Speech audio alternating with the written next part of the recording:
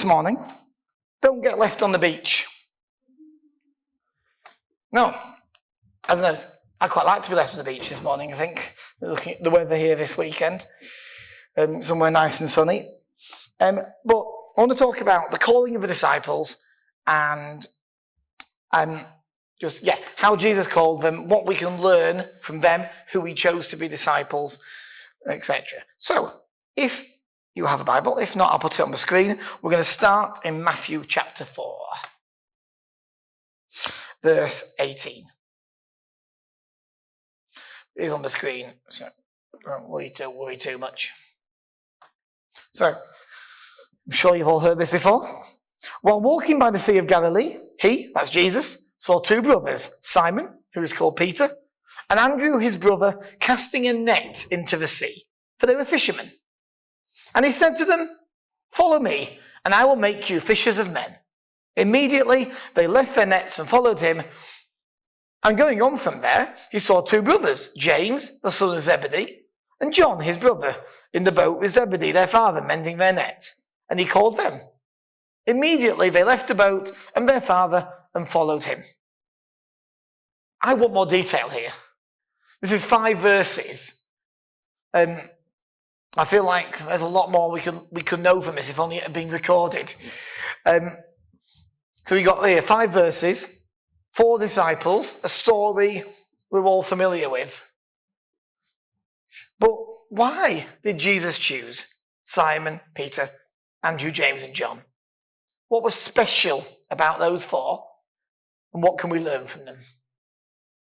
Well, I actually want to start by thinking about the negative side of this. Thinking about where Jesus did not go to recruit his disciples. So if you were Jesus and you were wanting to find some disciples, where would you go to find them? Probably not the beach and find some fishermen. Jesus didn't go to the school at the temple to find religious scholars, which might have been the obvious place to go. He didn't go to the wealthy neighborhood to find people with deep pockets to fund the ministry. He didn't go to the army barracks and recruit soldiers to fight for what he wanted.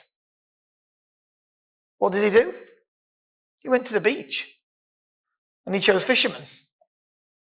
These people wouldn't have been highly educated. They were possibly even illiterate. They would have stank of fish. They would have been used to hard work with worn hands. But Jesus chose these 4 people. James and John, the brothers of Zebedee, their nickname was the sons of thunder because they were so prone to crude language and arguments with each other. Simon, who later became Peter, Andrew, James, and John. These first 4 unlikely choices were joined by 8 more men to make the 12 disciples that we know today. So we need 8. We've got 4. We need 8 more. Surely now Jesus gets the rest from somewhere more respectable. He's going to put a job advert out there, isn't he? In the Galilean Morning Herald. He'll read through some CVs. He'll do a shortlisting process, fulfill the safer recruitment criteria, and get some disciples. I mean, he better do, hadn't he? Because those first 4 would fail any recruitment process we might have today. Obviously, that's not what he did.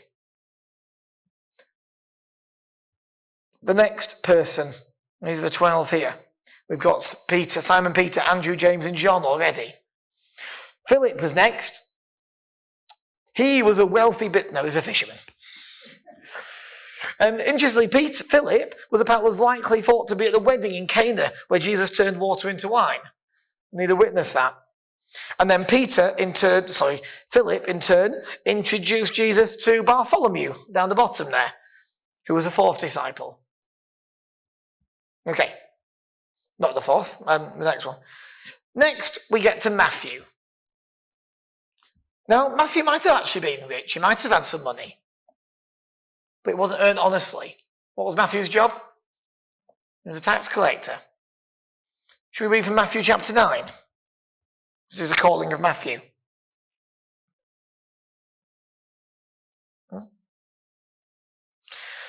So, this is verse 9, Matthew chapter 9. As Jesus went on from there, he saw a man named Matthew sitting at a tax collector's booth. "Follow me," he told him. And Matthew got up and followed him. Again, I feel like it might just have been a brief for that. There might be some more detail in there that we're missing.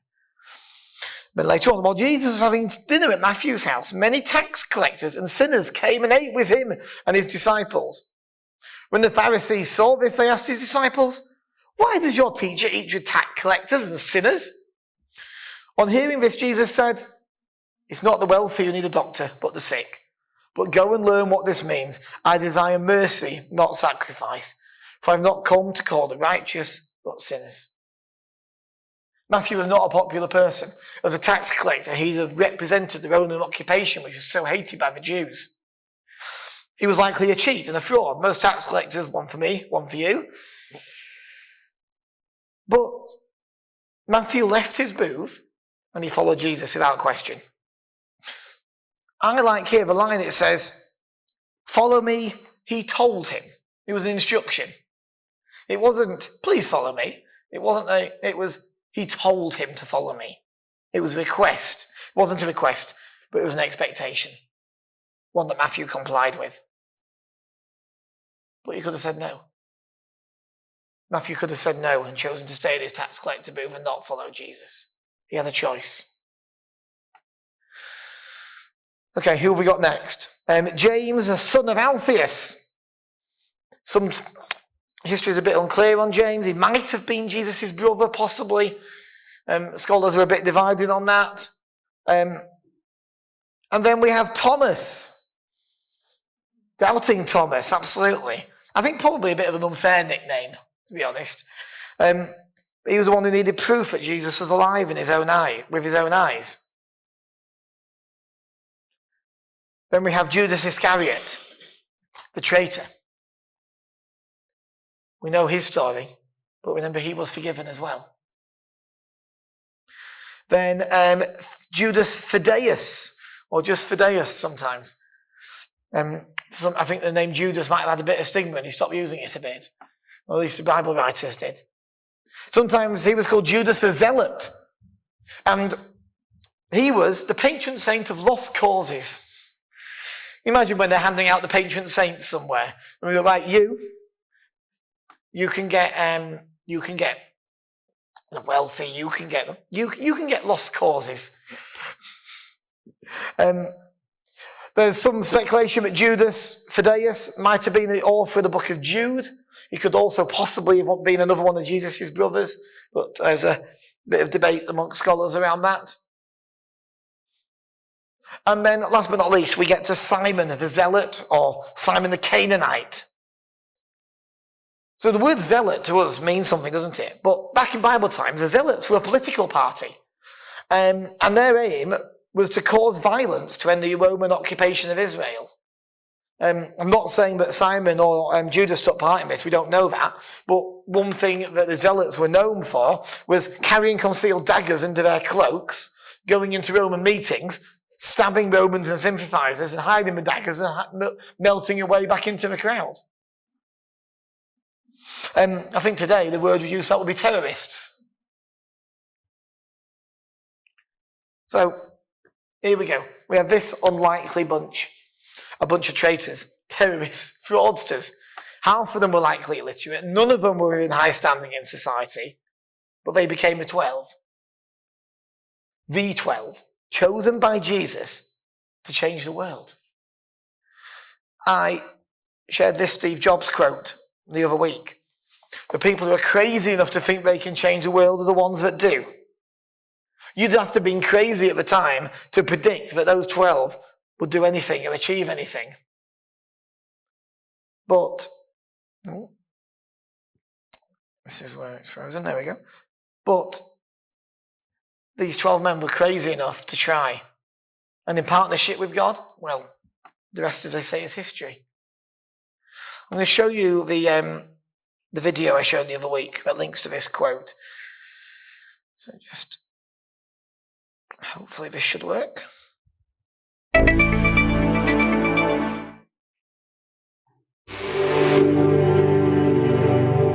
Here's to the crazy ones, the misfits, the rebels, troublemakers. The round pegs in the square holes. The ones who see things differently. They're not fond of rules, and they have no respect for the status quo.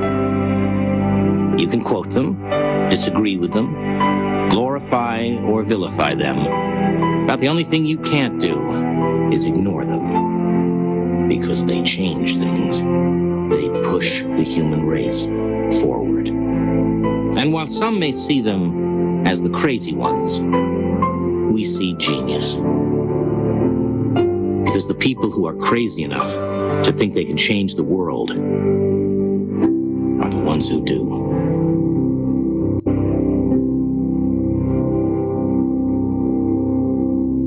I love that. These misfits partnered with Jesus and were crazy enough to think they could change the world. And they did. If they could partner with Jesus to save the world, then so can we. They were just human like you and I. They had faults like you and I. They had a far from perfect theology. Jesus was always correcting them. But they seized their identity as God's children. They went forth and they shared God's love and they changed the world. So much has been made about the willingness of Simon, of Andrew, of James, John and Matthew to drop that they had and follow Jesus without question. But I was thinking the other day, these are the ones that are documented about who Jesus asked to follow him. I wonder, did Jesus ask other people to follow him, who turned him down? Did he only ask those successfully, or were there others that turned him down? We will never know. But let's think for a minute that he did. How many fishermen on the beach might he have walked past before Simon and Andrew laid down their nets? How many times might he have said, "Put down your nets and follow me," to the response of, "You eat, mate"? We don't know how many, but I like to think that he asked plenty. And could you imagine you being in those shoes and being asked? Would you have said yes? In all honesty, I don't think I would have done. The people he asked must have thought it was a crazy request. But what an opportunity did they pass up? I wonder if later those people might have regretted their decision when they heard about what Jesus was doing later. Or maybe when they saw what happened to lots of the disciples, maybe they felt that was a wise decision. Maybe some of those people later ended up being part of Jesus' wider circle. We will never know. Now, some people would say that suggesting Jesus asked other people dilutes the idea that he specifically chose those disciples for his ministry. But ask yourself this. Could Jesus have worked with anyone to change the world? Yes, of course he could. Jesus could work with anybody. But only if that person was willing to work with Jesus. Jesus couldn't force or control anybody to follow him. All of those disciples had a free choice. They could have stayed where they were and ignored Jesus' request. There's no forcing them. So why those 12? Could it be simply that because they said yes and that they were willing to work with Jesus? That's 12. Summatising, Billy. But yeah. Could those 12 just simply been the ones who are willing to say yes? Because I believe that Jesus chooses all of us for different tasks. But only some of us lay down our nets and follow him. What excuses do we think the people who said no might have had? Too busy, not skilled enough, can't afford it, don't trust you, don't know who you are. And I'm using we in the wider context of humans here. Do we use those excuses when Jesus calls us? What would you have said to Jesus if that was you on that beach or you in that tax collector booth?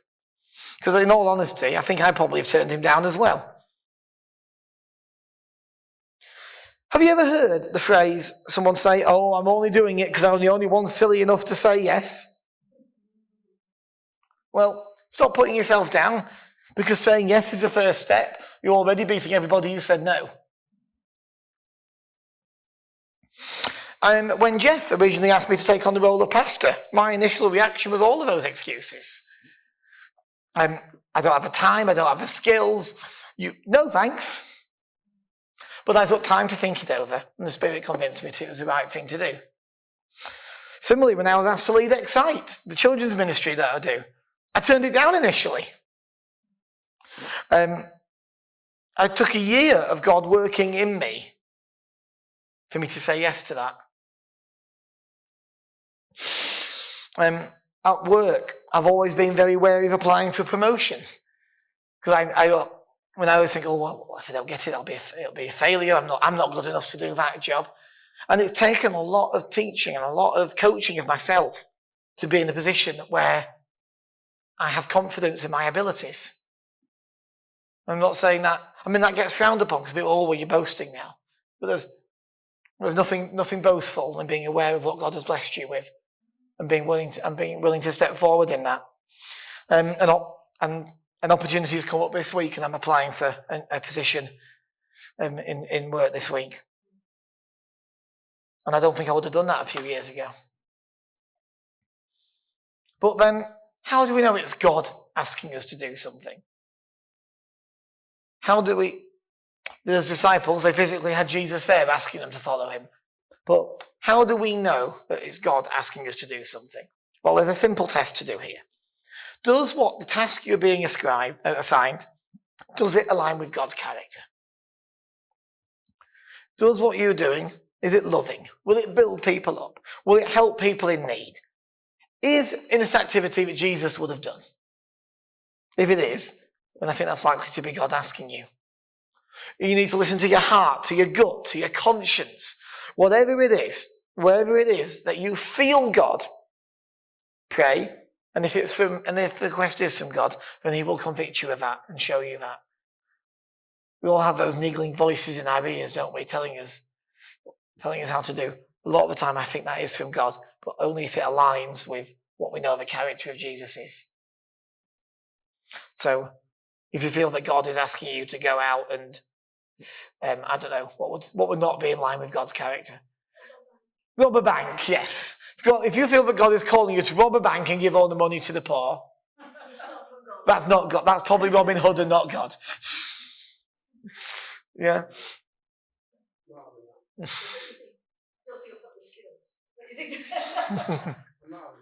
think some of us might have the skills. But no. There's ways that God convicts us of things, isn't there? But, as Eileen just said, I don't have the time. I don't have the skills. I don't have the knowledge. Well, what things are possible with God? All things are possible with God, aren't they? One of my favourite phrases is, God doesn't call the equipped, he equips the called. He doesn't call those equipped, he equips the people he calls. Those disciples wouldn't have felt equipped on that beach to go and do what they did. Simon Peter there ended up being the rock on which the church was built. Did that lowly fisherman think that he had those skills and he was called? But God equipped him, he worked with him, he partnered with him. Did Matthew feel equipped to change the world and let his tax collector move? Did James and John when they laid down their nets? But did God equip them? Did he partner with them? Were those people crazy enough to follow Jesus? Oh yes, and what do crazy people do? They change the world. Oh, but what if you become overcommitted? What if you do a bad job? Well, I enjoy being super busy. It's just part of who I am. And I also know I have to recognise that everybody does work that way. And that I do think it's important, I like this phrase, we have to stop the glorification of being busy. Being busy for the sake of it isn't good. Do you remember, it's really important that we take time for ourselves. I want to read the story of Mary and Martha very quickly in Luke chapter 10. Let me just find that. So, Again, a story we're probably familiar with. As Jesus and his disciples were on their way, he came to a village where a woman named Martha opened her home to him. She had a sister called Mary who sat at the Lord's feet listening to what he said. But Martha was distracted by all the preparations that had to be made. She came to him and asked, "Lord, don't you care that my sister has left me to do the work by myself? Tell her to come and help me." "Martha, Martha," the Lord answered, "if you are worried and upset about many things," so you are worried and upset about many things, "but few things are needed, or indeed only one. Mary has chosen what is better, and it will not be taken away from her." We don't want to be Martha, caught up in all the doing, that we forget to take time to simply sit at the feet of Jesus and take him in. But if Jesus had asked Mary to do something, would she have done it? Yes, she would. If, as we spoke about it, if it truly is God asking you to do something, if it truly is God asking you to step off the beach and follow him, I don't believe that God will ask you to do something that will overcommit you, because he knows your limits even greater than you do. So I don't, if it's genuinely God calling us, we shouldn't feel that, well, I haven't got time for that, because he will help us just make time for that. Does that mean that we should feel guilty about opportunities missed in the past? No, of course not. Because we're forgiven. And you miss one opportunity, what's God going to do? He's just going to keep on giving you more opportunities until you say yes to one of them. That's how he works. Now, hopefully you guys know how passionate I am about this church community. You know how much I think of each one of you. And I try my hardest to see everybody how God sees them. How God sees everybody as unique, as powerful, as forgiven and loved.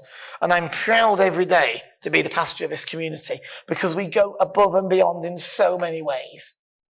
We punch above our weight for our numbers. But I still believe there's more.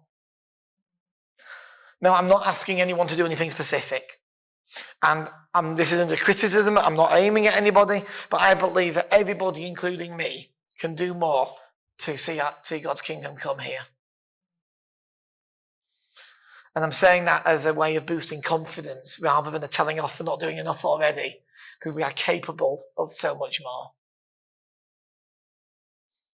Because as we grow in Christ, as we recover more of our identity, as we progress along that path to restoration, I believe we will also grow in our gifts. It's been great to see so many of you guys grow in who you are. I always use Karen as my favourite example here. To see Karen grow and be confident in speaking, and you're lined up to do one soon, aren't you? It's been so great to see you progress in that. But you're still capable of more. I believe that we have, each and every one of us, only uncovered a tiny glimpse of our potential when we work in partnership with Christ so far. And there's so much more to be uncovered. So, let's be brave. Let's be bold. Let's be courageous. Let's be outrageous. Don't get left on the beach. When God says, "Will you follow me? Are you going to lay down your nets? Are we going to leave our tax collector booth?" It might sound scary. It might sound crazy. But in partnership with God, the God that chose the 12 misfits that we had up there earlier to change the world, you can partner with this bunch of misfits to change the world as well. So let's get out there and do it.